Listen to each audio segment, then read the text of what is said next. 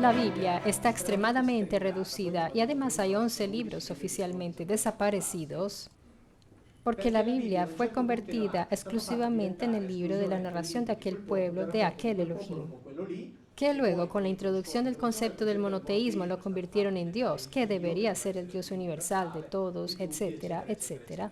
Pero esa narración no es más que un pequeñísimo pedazo de la historia.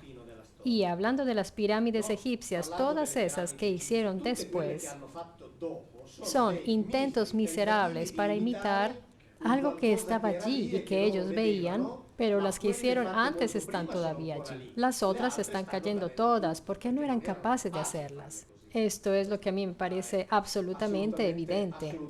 Aunque, por ejemplo, después, partiendo de, obviamente, Sai Awas, sí, él trata un poco de negar, pero es evidente. Si vemos Baalbek, Pumapunku, Tiahuanaco.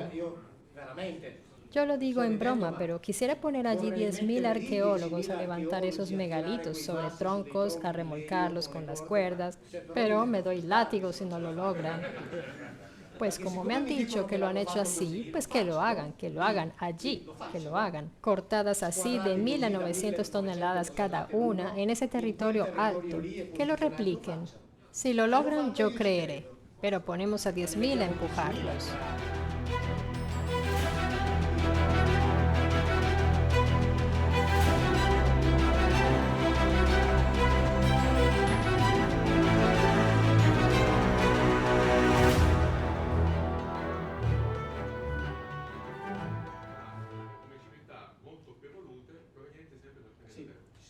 Yo pienso que venían de afuera, porque de hecho tenemos la tablilla sumero-acádica, la cual dice expresamente que cuando los Anuna todavía no circulaban sobre la tierra, tenían una morada celeste sin vegetación. Entonces, esta tablilla sumero-acádica, no traducida por los alternativos, mas traducida por Van Dyck, Römer, Kramer y Pettinato, o sea, traducida por los 4 mejores sumerólogos del mundo, dice que cuando ellos todavía no circulaban aquí, estaban en alto, en una morada celestial sin vegetación. De los hijos de las estrellas nos hablan todos los pueblos de los continentes de la tierra. Digamos que se habla siempre de aquellos. Y este discurso está conectado muchas veces al discurso de Atlantis, que es algo que me sorprende muchísimo. ¿Por qué? Atlantis nos llega como concepto desde Platón, Timeo el Critias. Y yo nunca he entendido por qué, cuando se afirma la existencia muy posible de la civilización de Atlantis, se le atribuye a aquella civilización toda una serie de características extraordinarias, pero se olvidan, y no sé si intencionalmente o no, de eso que realmente escribe Platón, pero no en otros libros. En las mismas líneas donde habla de Atlantis, cuando Platón nos dice que los sacerdotes de la ciudad egipcia de Sais le cuentan a Solón los sucesos de Atlantis y luego de Solón llega a Platón, se dice también que los sacerdotes de la civilización egipcia le dicen a Solón: ustedes atenienses tuvieron una civilización todavía muy superior que la de Atlantis. Tanto es así, y está escrito, que cuando los atlantes trataron de conquistar militarmente el mar Mediterráneo oriental, ustedes los atenienses los detuvieron militarmente. O sea, allí Platón dice claramente que la civilización ateniense era superior a la de Atlantis. Y dice, después de que ustedes los detuvieron militarmente, llegó aquel cataclismo que sumergió Atlantis y la hizo desaparecer. Pero bien, si hacemos de cuenta que Platón haya narrado una historia real, ¿por qué nos olvidamos que Atenas era superior a Atlantis? Pero Atlantis viene siempre envuelta en un misterio extrañísimo, pero se olvidan siempre que entonces, si queremos hablar de una grande civilización prediluviana, no debemos hablar de Atlantis, debemos hablar de Atenas, porque era por leyes, cultura y fuerzas militares muy superior a Atlantis. Esto lo dice Platón, donde habla de Atlantis. Esto es algo que nunca he entendido. No entiendo por qué todos los que afirman sobre Atlantis no dicen nunca lo que les acabo de decir. Clarísimo. Entonces, ¿queremos hablar de una grande civilización prediluviana? Hablemos de Atenas.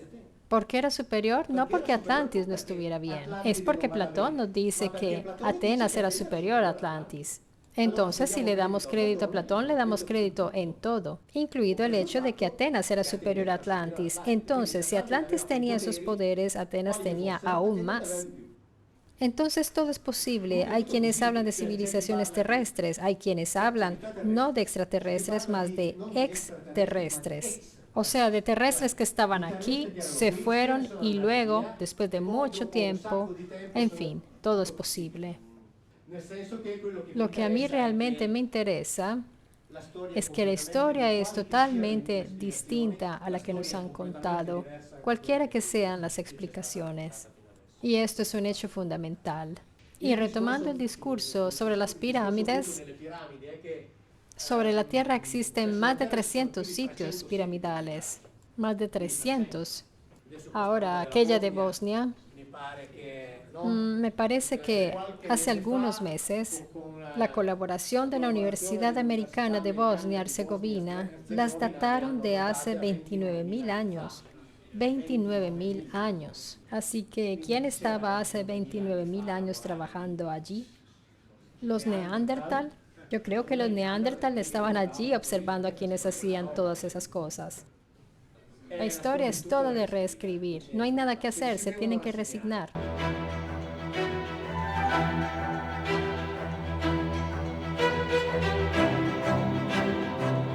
Según el padre presbiteriano reverendo Barry Downing, siguen aquí y están controlando todo.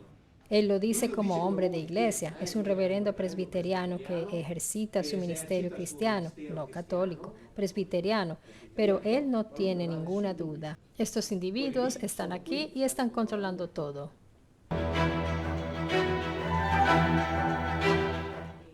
¿Cuál sería el hilo de continuidad con la realidad histórica actual? ¿Y hay una relación con el nuevo orden mundial?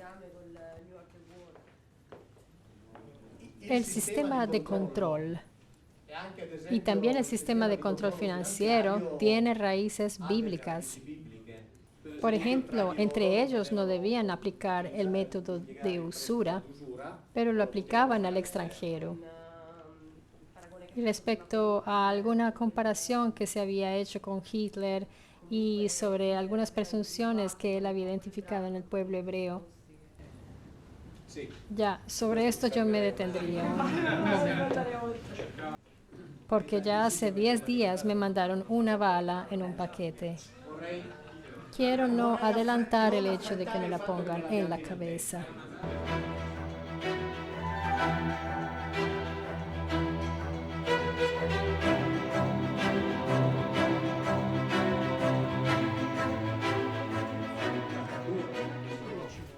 Por ejemplo, uno de los 11 libros desaparecidos se titulaba Las guerras de Yahvé, que evidentemente era demasiado explícito, narraba cómo combatía Yahvé, no podían corregir, así que lo hicieron desaparecer.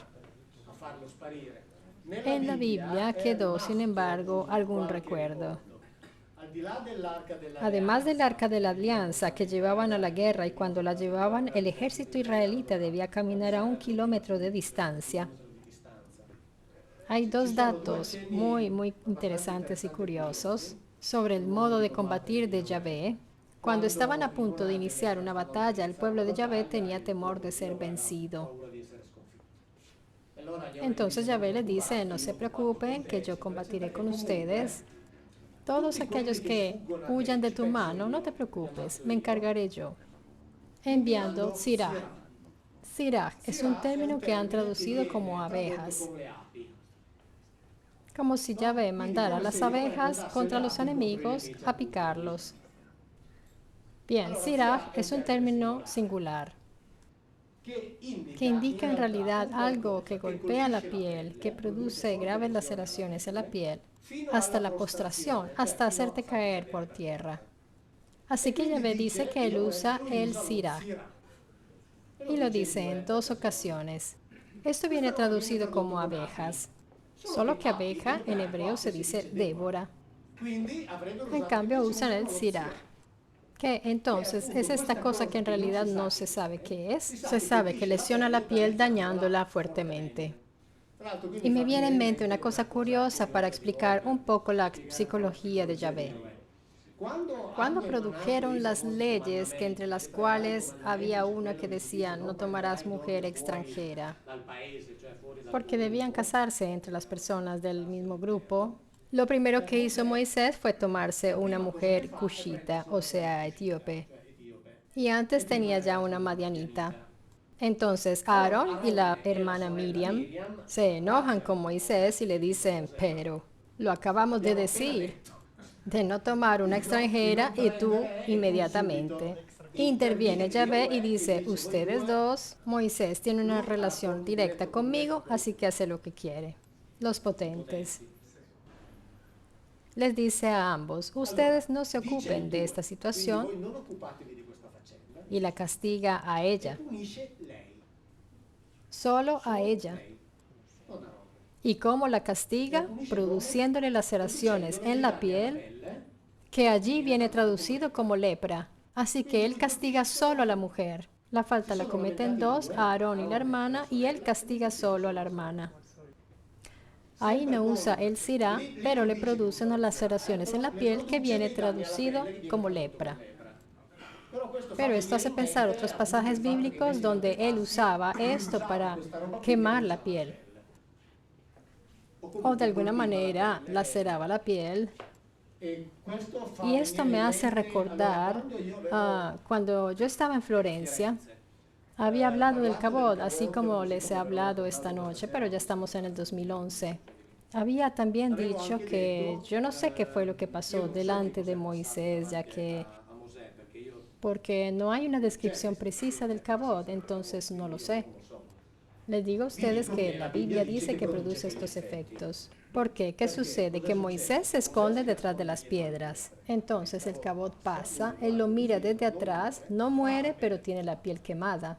Tanto es que cuando baja del monte y está el sol, se tiene que cubrir con un velo que se quita cuando entra a la tienda.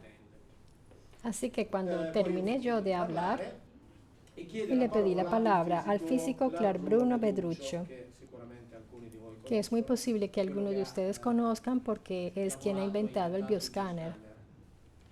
Es aquel sistema que detecta las células tumorales que apenas surge una, el aparato las encuentra y por eso viene condenado al ostracismo. A todos, porque fue probado para el cáncer a la próstata y no hay que quitarse los pantalones porque con solo acercar el aparato, si hay una célula cancerígena, la detecta inmediatamente con electromagnetismo. Entonces él intervino, luego nos hicimos amigos. Él dijo, el relator anterior no sabe lo que pasó delante de Moisés. Les doy una hipótesis, lo que pasó delante de Moisés era un motor al plasma, que produce esos efectos porque el plasma, el motor al plasma, emite microondas. Así que si ustedes se encuentran al alcance de las microondas, es como si metieran la cabeza en un horno microondas de cocina. En cambio, si tú estás al reparo, según el tipo de protección que tienes, te cocina más o menos la piel. Así que el Sirah podría ser una cosa de este tipo, algo que dosificado te cocina.